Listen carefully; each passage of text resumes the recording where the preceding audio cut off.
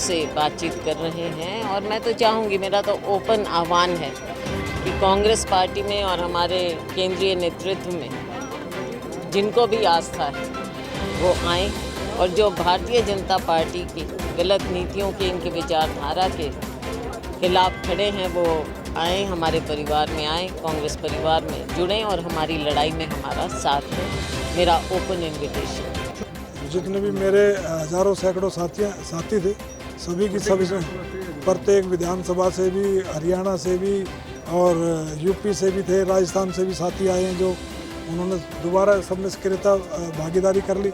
मुझे पार्टी ने कई वर्षों तक दिल्ली का, उत्तर प्रदेश का, बिहार का इंचार्ज रहा हूँ।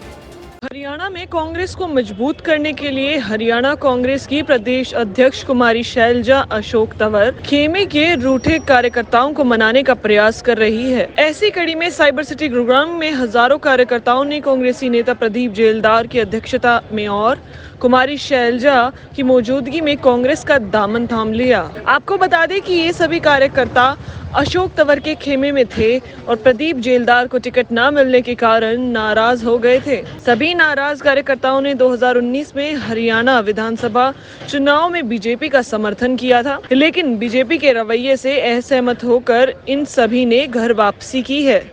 आज हम किसानों के बीच में भी गए और अभी यहाँ प्रदीप जेलदार जी के यहाँ आए हैं। दोबारा से कांग्रेस को एक और नई शक्ति, नई मजबूती मिलेगी।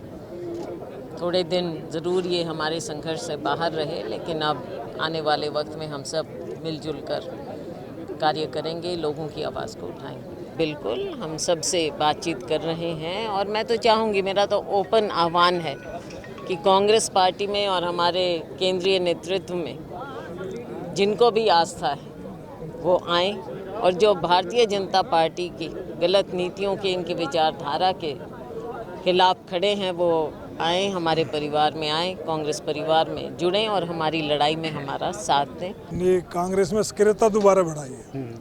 जब मैं जिस समय मेरी टिकट कटी, आपके सामने 3-4 बार टिकट कट गई थी, तो मैं तो समर्पित रहा हूँ। टिकट कटने के बाद भी, अनाउंस होने के बाद कट जाती थी और हमेशा कांग्रेस के साथ रहा। पिछली बार एक ऐसा कार्यकर्ताओं का दबाव था, उनमें बहुत गुस्सा था और कार्यकर्ताओं की सुननी पड़ेगी। जो हमारे हाथ है वो शक्ति है, जो कार्यकर्ता है वो भी हमारी शक्ति है।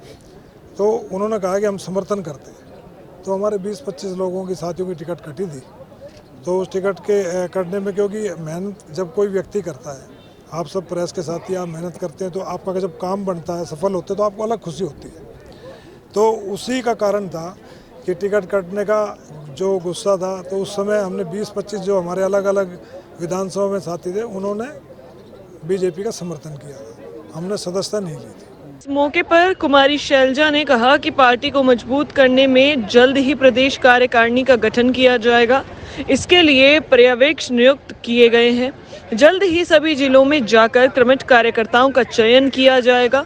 वहीं बढ़ती हुई महंगाई को लेकर कुमारी शैलजा ने बीजेपी पर निशाना साधते हुए कहा कि बीजेपी सरकार में महंगाई चरम पर है और इसी बढ़ती महंगाई से आम आदमी की कमर टूट रही है। हमने पर्यवेक्षक नियुक्त किए हैं, शीघ्र ही वो अलग ज़िलों में जाएंगे। आज ही लिस्ट आपने शायद देख ली हो या निकल जाएगी। हर ज़िले में जाकर वहाँ का जायज़ा लेंगे और उसके बाद जो भी हमें इनपुट्स मिलेंगे, हम अपने बॉडी बनाएंगे ज़िलों में भी और प्रदेश में। महंगाई तो आप देख लीजिए कि आज के दिन कोई कारण नहीं है कि डीज़ल है, पेट्रोल है, इसकी कीमत इतनी ज़्यादा बढ़ जाए। भारतीय जनता पार्टी सरकार जब से बनी है, ये केवल ऑयल कंपनीज़ का फ़ायदा करने में लगे हुए हैं और लेकिन वो पैसा कहाँ जा रहा है ये किसी को नज़र नहीं आ रहा। 21 लाख करोड़ रुपया अब तक ये कंपनियां कमा चुकी हैं 6 साल में। पैसा कहाँ गया है उसके बारे में कोई ब्यौरा नहीं है, केवल मुनाफाखोरी चल रही है। हर स्तर पर लोगों के हाथ में कुछ लग नहीं रहा है। महंगाई आसमान को छू रही है। पेट्रोल डीजल से आप समझते हैं, एलपीजी, बाकी सभी चीज़ों पर उसका असर पड़ता है और आम लोगों को, आम नागरिक को, चाहे वो शहरी है, चाहे मिडिल क्लास है, चाहे सैलरीड हैं, चाहे ग्रामीण क्षेत्र के हैं, किसान हैं, सबके जीवन को ये बहुत गलत ढंग से प्रभावित करती है और आम लोगों को घर चलाना मुश्किल हो रहा है।